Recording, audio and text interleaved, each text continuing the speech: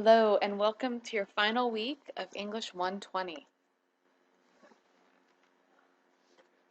This week, we're going to be turning in our final research paper. You're going to finish reading The Valley of the Moon, and you're also going to look at the Bedford Researcher, Chapter 17. You'll turn in 2 journal prompts, your final research essay, and beginning on Monday, I will be posting the Comp Class Exit Test. So just to review, this is the last week, so you'll turn in your final 6 to 8 page research paper. And I'll go over all the requirements for your paper again. I do want you to know that along with your peer reviews, which hopefully you turned in on tonight, on Sunday night, for last week's work, and along with those, I also have reviewed the draft that you turned in and put a lot of extensive comments on your drafts.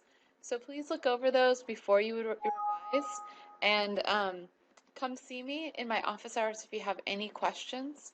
If you can't make it for my office hours, of course, just email me and we can set up a time to talk, either in person or on the phone.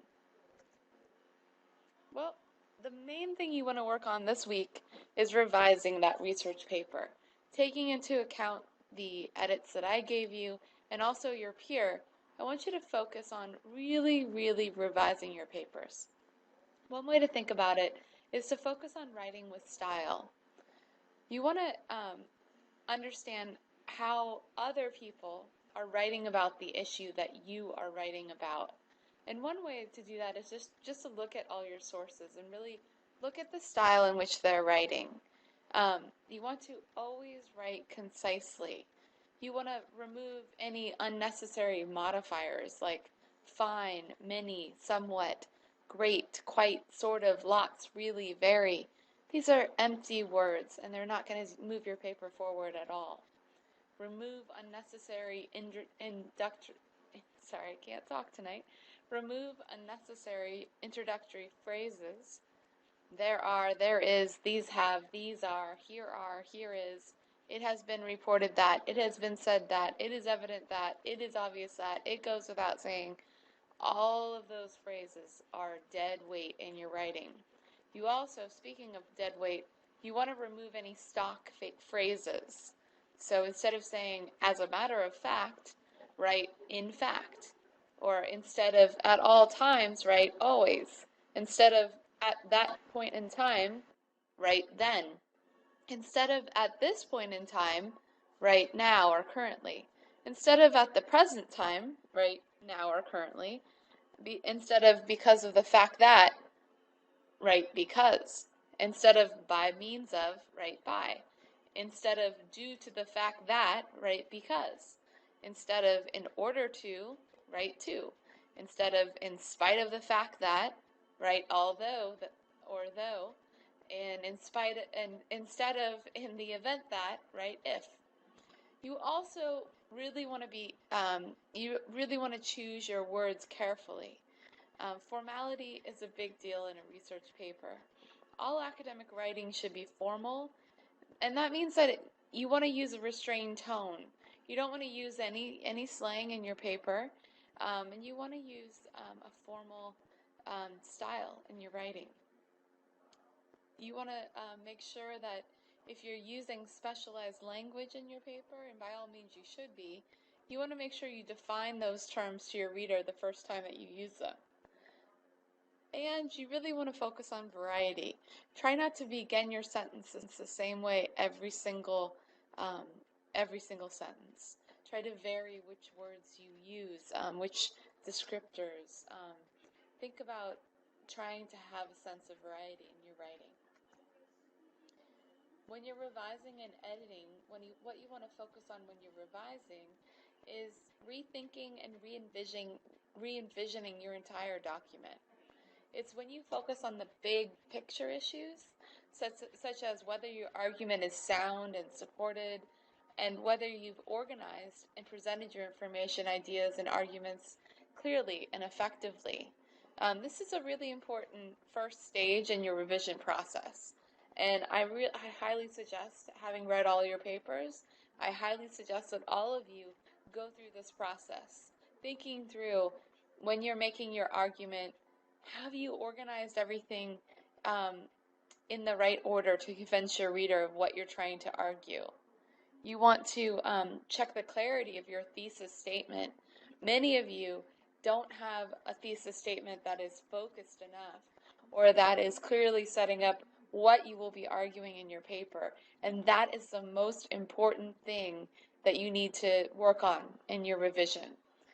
Having a clear, focused thesis where you introduce the topic and the purpose of your paper, um, and you introduce an arguable thesis is crucial to getting a good grade on your paper. You want to see, can readers easily understand your argument, and does it support your thesis statement? Is everything you're saying in your paper, is it said as a way to prove your thesis? Because it should be in a really good argumentative paper. Have you used the source material, your evidence in your document? Have you used enough evidence to support the claims that you're making? Remember, you need at least 6 um, authored sources, academic sources. Those are not chapters from your textbook, from your history textbook, or from your psychology textbook. Those are not random websites you found by Googling at home. It's not Valley of the Moon. You should be using Valley of the Moon, but that's not one of your 6 academic sources. Academic sources are the sources that you find when you go and do real research in the library. If at this point you're still having trouble finding academic resources, you really need to come see me in my office hours. I will be in my office hours on Monday and Tuesday and Thursday this week. So please come see me.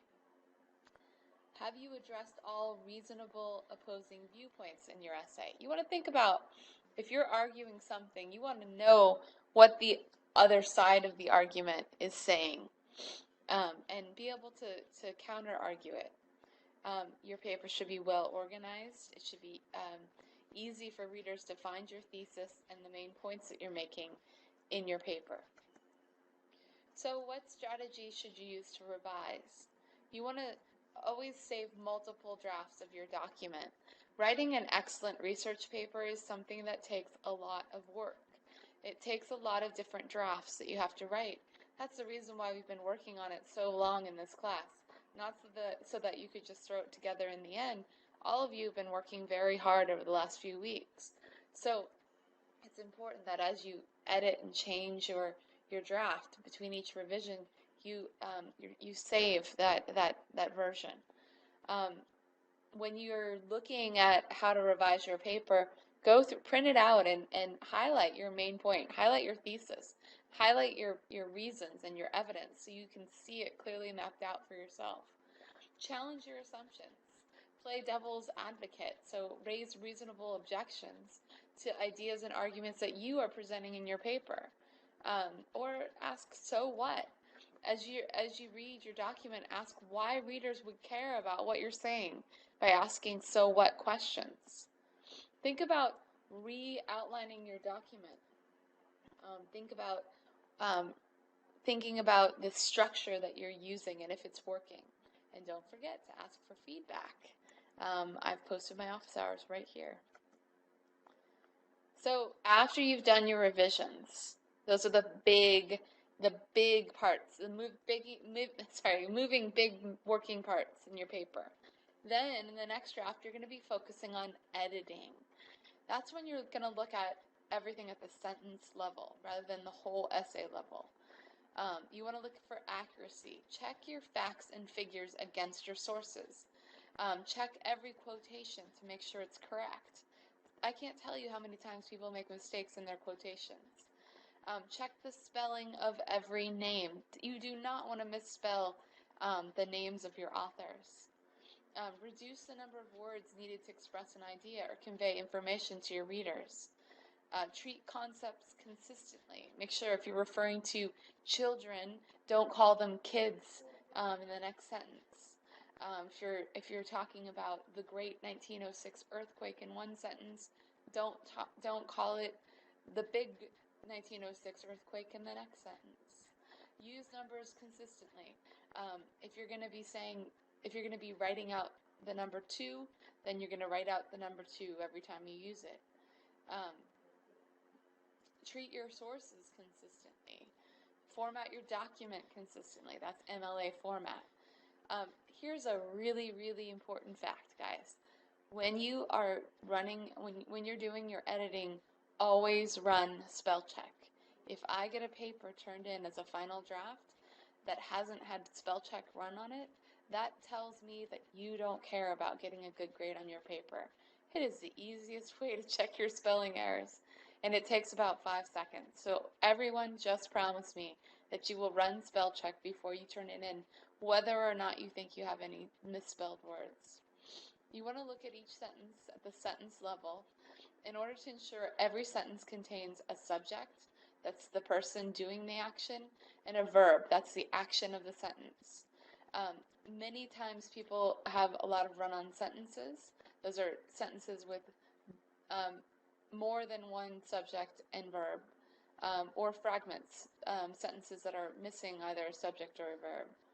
I'd like you to look through the punctuation and make sure that it's accurate as well before you turn it in for your final draft. So how do you edit? You want to read carefully. You want to set your document aside. After you've done your major revisions, you've gone through all the edits from me, you've gone through all the edits from your peer reviewer, you've edited your paper yourself, you've done a lot of hard work on it, then print it out, set it aside, go to bed, sleep on it, wake up the next morning and look at your paper. Because you really need to take a break in order to be able to see it with fresh eyes. You want to pause between each sentence for a quick check. One way to I think is really effective as a way to hear the mistakes in your paper is to read it out loud. It's the best way to see your errors. Another way is to read each sentence in reverse order. That will help you see the grammatical errors a lot more clearly. And as always, visit me in office hours if you have any questions. All right, so after you've spent all this time editing your paper this week, we are also going to have a comp class exit test. This is not a test that you will be graded on. This is only a test that you are required to take as a way for us to assess how much you've learned from comp class. So this will be posted in our course content early this week. I'll send out an email as soon as it's posted, but please make sure you complete it. You cannot complete the class without completing this very quick exit exam. You'll have 2 journal entries this week. For the first one, we're going to be finishing reading The Valley of the Moon this week. I hope you guys have really enjoyed this book. For this week, for your first journal prompt, I'd like you to summarize what happens in the end of The Valley of the Moon. Where do they end up? And using evidence from the text, I want you to predict what will happen in Billy and Saxon's future.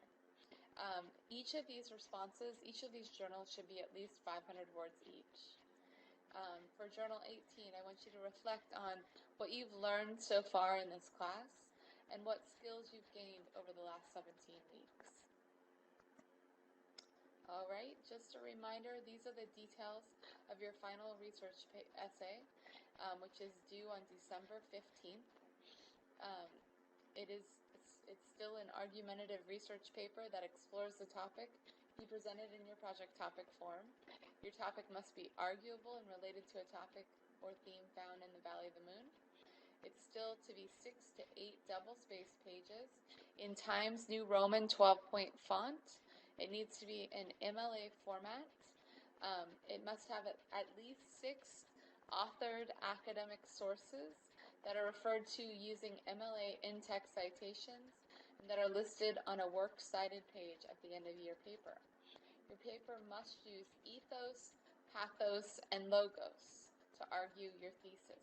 Remember, ethos is where you establish your own credibility to write without bias about this topic, and it's where you establish the credibility of your sources.